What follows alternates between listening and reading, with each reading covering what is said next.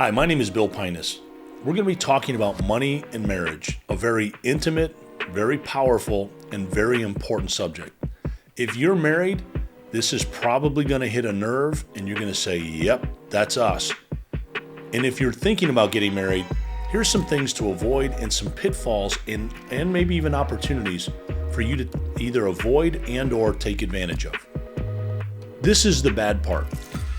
Most divorces, actually the number one reason for divorce, is usually finances.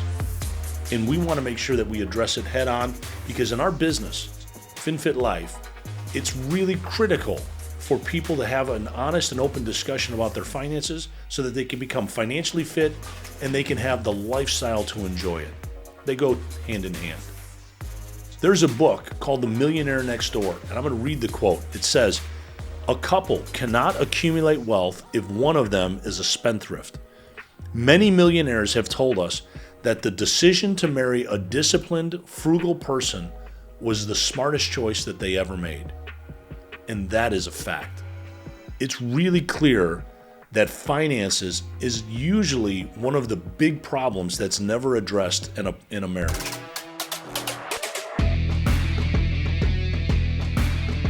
So let's talk about sharing financial goals. And usually when you start thinking about financial goals, it's easy when you do it when you're engaged. And then when you get married, it's fun to talk about it.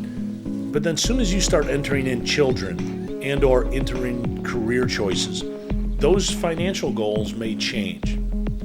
And one of the key things about setting financial goals is to actually be disciplined to think about setting up a budget or having a map of where all your money is being spent. Because when you know where your money is, you can get your money to start working for you and where you want it to go. But if you don't know where your money is at, it's real easy to let money kind of just slip away. One of the things that has changed has been my wife and I's long-term goals for our family financially. We wanted to provide things for our kids like bikes and different types of toys and technology and things of that sort. We want to do the same house and cars and things of that sort. But now we've actually purely shifted because we have a house full of stuff that we don't use. We have the things that we want. But the one thing that we don't have in excess with our children is time. So one of the things that we've now made a shift is we don't want to buy our kids presents. We want to give our kids experiences, and we want to be able to experience them with them. So we're starting to spend a lot more money on better vacations and better things that we can do together and have shared experiences. So now let's talk about the second thing that's really important is how you're going to structure your accounts.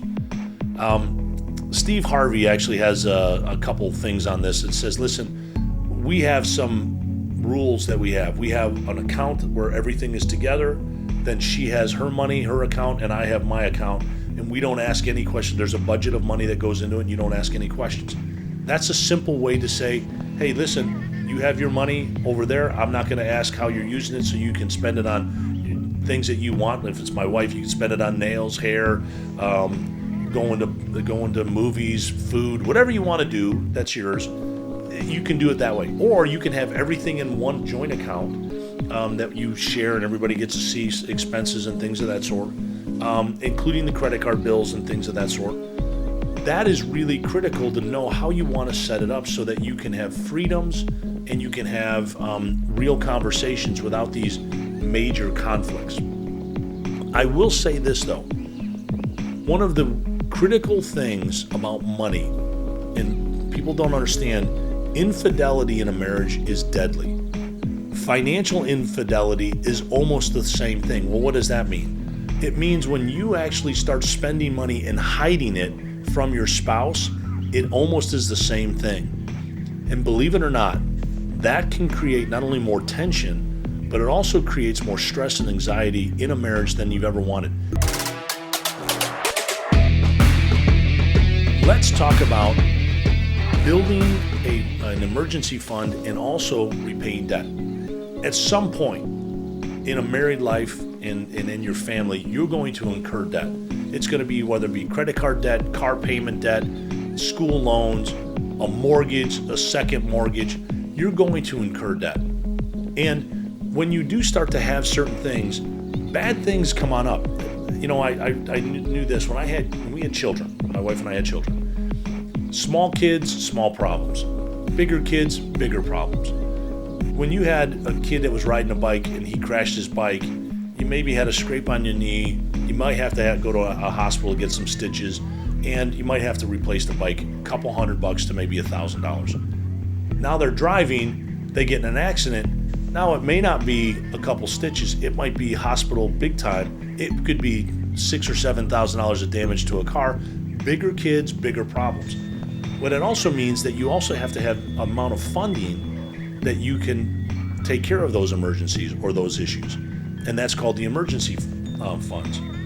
In financial planning terms, you should have between 3 to 6 months of your financial budgets or your income in a place that you can get access to that money. So if you're making $5,000 a month as a family, you should have somewhere between $15,000 and $30,000 in this account over here. Or from an emergency fund standpoint, you may say, I don't want to just keep $30,000 over there because I have debt that I need to put it on, and that money that's in that account might only be making 1 or 2 or 3% when I'm paying credit card debt of literally 15 to 39%. We want to make sure that we're using our money the best way. So it might make sense to take all of the money that we would normally put into an emergency fund and put it on the debt, which also means you may want to have a credit card that you don't use that gives you access to paying those emergencies, whether it be repairing a car or repairing a water heater in your house or something like that. What that does is it gives you freedom to know that you're covered if bad things happen in your home or with your car, and be able to go to work, etc. And it also gives you an opportunity to be strategic on paying down your debt. Debt is not something that you just leave laying around. It's like cancer in your body. You need to attack the cancer and get it out. The same thing with debt. You need to attack your debt and eliminate it. Get rid of it as fast as you can. And it brings up a whole other discussion of what's good debt and bad debt. I get that, but overall, you want to be out of debt rather than be in debt. And those are some critical things for you to think about as you're talking to your spouse and planning for your future. Debt, by the way, is one of the areas that's really critical to be talking to your spouse with.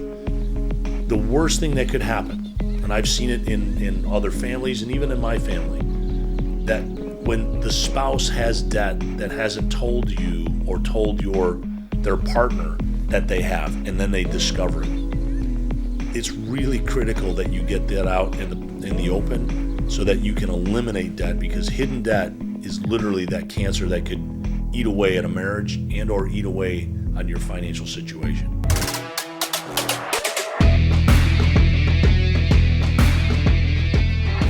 Retirement is really important for you to have a discussion, because it's what kind of life do you want to lead when you retire? And here's some rule of thumbs. You should have about as much income that you have when you're working when you retire if you want to have the same and maintain the same lifestyle. The other rule of thumb is at least you want to have 80% of the income that you've had when you were working when you retire, so that you can have as normal of a retirement as possible. But the reality of your retirement planning comes down to how do you retire and how do you save for that retirement.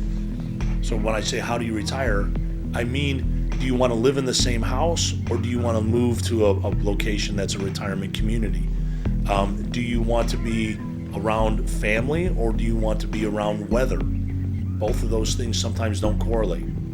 So that's what I meant when I'm talking about where and how do you want to retire. Do you want to travel more?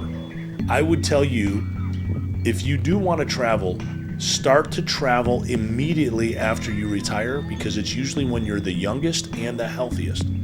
When you get older and you can't move as much, you might have more money, or you might have the money than you need to travel then, or want to travel then, but you may not have the health. So just as something to consider when you're thinking about retirement, you may want to have the ability to afford to go traveling and do the things that you'd like to do immediately after you retire, because it's when you're the healthiest. One of the tools that's critical in your financial plan is to have life insurance. And we talk about life insurance a lot because it's usually a subject that most people don't understand and they don't talk about. So my job is to talk about the things that are important, and one of them is this thing called life insurance. Well, what's the purpose of a life insurance policy in your plan? It's to complete the plan. So if I'm not around and I have a plan to educate my kids and a plan to pay off debt and or a plan to make sure that my family is not uprooted and they can stay where they're at in the schools that they're in, then it's important for my income to be insured that if I'm not there, they actually can complete that plan and educate my children. But then there's the other part, is that when you start to accumulate assets, when you go to transfer your assets to your children, if it's not done correctly, you have to pay a lot of taxes. If it's done correctly, you're going to have to pay some taxes. And you know what the easiest way to pay the taxes are? Is, believe it or not, in life insurance. So when you have to pay the taxes, the life insurance is paid to you income tax free. You can pay the taxes on getting your assets transferred to your children, and it gets transferred relatively quickly, maybe even seamlessly. But as you look at those types of things, you need to talk to a financial professional, because if you do things right, if you do save that car payment a month to develop a retirement, because that's the rule of thumb, you need to save a car payment a month towards your retirement to have a good retirement. If you do it correctly, your property and your home that you own will go up in value. Your retirement plans will go up in value. You'll have had a career that you've paid into Social Security, so you'll have some retirement income coming from your Social Security. So in your retirement planning, you will have different ways of assets and different ways of income coming into your budget so that you can do the things that you like to do. And when you want to transfer these things, instead of having to sell them to pay the taxes, you actually would have a life insurance policy that pays for that, so it transfers seamlessly and into the hands of your loved ones. I've heard people say, men and women, I'm not going to get any life insurance because if I die, I don't want that person to go spending money on their either next wife or their next husband. I've heard that. I've heard it all. So that's part of the thing about the financial goals and discussions that you had in the first part, so that you understand what you're trying to do, how you're trying to accomplish it, so that you can get the tools and the planning together so that you can actually accomplish it. And again, like I said before, my wife and I'm in the financial services industry. I've been doing this for a long time. She knows what I do. It still brings conflict. Sometimes you do need a referee. And all of these are times that you can actually sit down and start to have an open discussion. And if you can't, go to a counselor, go to a family member that you trust, or go to a financial professional that you trust. And I have done several of these, what we call financial interventions between husband and wife, so that they can get a common ground of how they're going to accomplish their financial plan. One of the important things about your financial plan is to have regular checkups. Just like your physical health, you should have annual checkups. It's the same thing with your financial future and your financial plan. You should have annual checkups. It doesn't have to be a long checkup, but it should be a checkup. I find it interesting that financial health is directly correlated to physical health, and physical health is also directly correlated to financial health. The more healthy you are, usually the less expenses that you have to do for medical things and things of that sort. You usually have more energy to do the things that you'd like to do, and usually you have the ability to work a little longer or harder or more specifically intense during the time that you want to work to earn more income. But finances, when I have my finances in order, I usually don't have the stress, anxiety, and all of the things that come with lack of financial stability or financial plans that drastically affect my life in a negative way. So financial checkups is really important. And it's also important of why you should have a financial coach or a financial professional working with you. Because again, it's hard to have that discussion on a regular basis with your spouse when you don't have someone who's like a referee and or a person who can hold you accountable to are you achieving and moving towards your financial goals? I would be remiss to not say this to you in a marriage and money type session. You're not looking for perfection. You're looking for progress. And more importantly, it's a partnership. It's not a solo team thing, meaning one versus the other. I learned early in my marriage that I was kind of the person who wanted to win. And then I realized that I married a woman who is a winner, and she's super disciplined, and guess what? She wants to win. So when we got in an argument, it was always about who wins.